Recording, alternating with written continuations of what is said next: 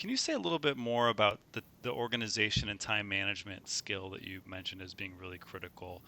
Can you think of an example of, either a great example or an example where the person didn't show that skill, just something to more illustrate kind of how does that manifest in the real world? What are some examples of what you're looking for, or when someone's doing it really well, what does it look like?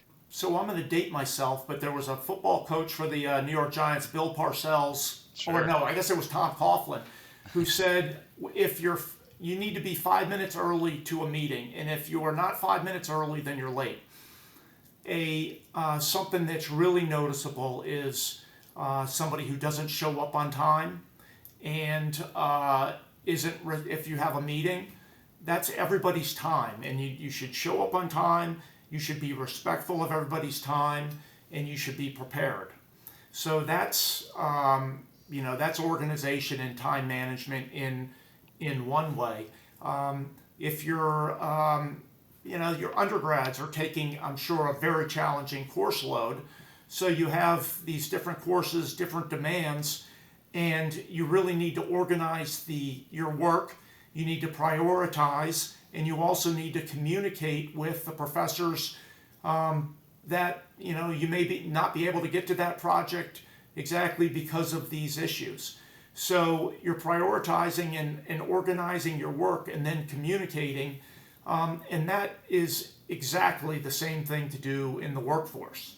You're going to have a lot of projects. You need to understand what the expectations are for them, and be organized around that and think, okay, this needs to be done by Friday, so work backwards. How am I going to meet that? How am I going to meet that deadline? And I recognize that it's easier for some than others. They think differently and may not have the real organization aspect of it, but it's critical. I mean, you need it in college, you need it in personal relationships, you need it in the workforce. If it's challenging, then if you have a project that's due on Friday, I would try to get it done by Thursday.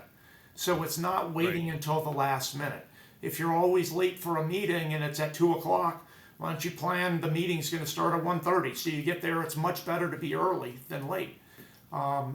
So it's basic things, but if you're organized, and you manage your time well and you respect others' time, you're going to differentiate yourself. You're going to stand out.